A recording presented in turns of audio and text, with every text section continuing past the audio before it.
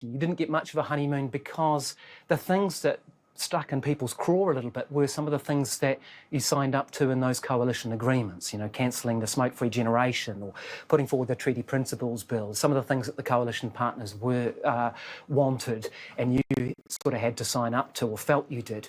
Yeah, Did you sign up to things that you shouldn't have? Take the treaty principles bill, for example. Do you regret signing up to Yes, sorry. We don't need to go any further. The answer is yes. for that? No, the reality is I don't like it, and David Seymour doesn't like what we've agreed either in our coalition agreement. This is really weird, Chewy, and I don't know if this says more about these guys or not, because I'm not to kind of hide the lead here, because he's going to come back saying we were both unhappy. And I thought a king negotiator would be, we want to make a deal where we're both happy. Win-win. But they've made a deal which is lose-lose. I think, what kind of fucking businessman makes a deal where it's lose-lose? What kind of terrible business person do you have to have both parties lose rather than both parties win? He's literally about to say it. Let me play it for you. But as I said to you before, we have to acknowledge we're in an MMP environment. But why did you sign up to something you didn't like? And you think it's divisive, eh? Yeah, I do. And I won't support it beyond the first reading. So but here you are, as Prime Minister of New Zealand, you are allowing this division to permeate. And that's why he owns it, right? Don't let him say this is David Seymour's bill. This is a government bill going through its first reading. He owns it, because without Luxon, this doesn't happen. This is Luxon's bill. He owns it, and he's responsible, has an equal responsibility within government for the division this is going to cause. He cannot be let off that. No, but let's take a step back, Guy. You have to say we are in an MMP environment, right? It is a maturing MMP environment. We have 6 parties in the parliament that actually have quite different views from each other. The system that we are asked to manage in and deliver in is an MMP system. Sure, but you did not have to sign up to that. Well, you could have said no. Well, absolutely. But actually what we did was we're being very pragmatic to say, I don't like it. I didn't get what I wanted. David Seymour and ACT didn't get what they wanted. We came to a compromise as MMP and coalition government requires us to do, and that's exactly what we did. So we won't be supporting it beyond the first reading because it's not something that I do support or think is very helpful. Let's go. So a literal lose-lose.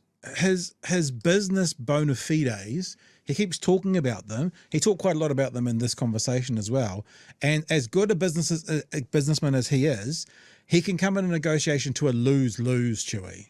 I mean, who's still fooled by this? Do you know what I think it was? He knew that a fever dream. Like the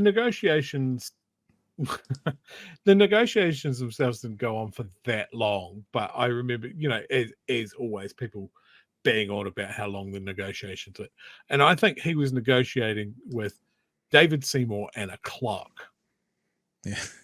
he could have, he's obviously not a good negotiator. Like, if he was going up against Winston, sure. Yeah. But Seymour, come on. Like, and again, a lack of understanding of what he was injecting into the New Zealand race relations debate, and that it was just going to be toxic. And he went, form a government or have a spine. And he goes, I'm going to form a government. No, that was his choice. I want to be the boss.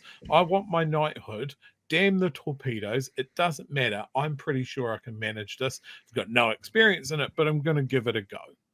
And that's why we ended up with this. That's why, more than anything, these guys talked about a divided country, and what they have delivered us is even more division. And it's not about vaccination or COVID or anything like that. It's about race. Holy shit.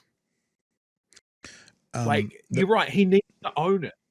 Oh, totally. We can't. This is not ACT's bill. This is a government bill.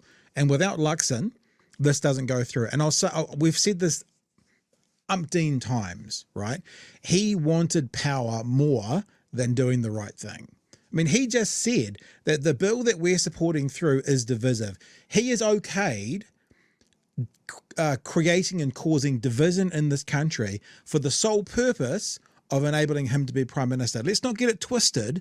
He did this so he could lead a coalition government. So he could lead. So he could be the Prime Minister. right? That's why he's done it. So what he's basically saying is, damn the torpedoes, we'll create division, but I get to run government. It's any means to an end. And I just thought, Chewy, what we should start doing is talking more in his language.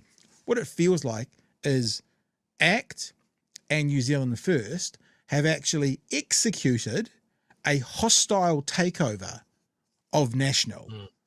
You know, that's what they've done. Like, okay, Mr. Luxon, we'll talk business terms. Company B has come in and they've performed a hostile takeover over you and your spine and your leadership and the things that you wanted to do. And they've got you, the so-called party with the power, to support what they want to do more so than anything else. It's a hostile takeover. It's what it is.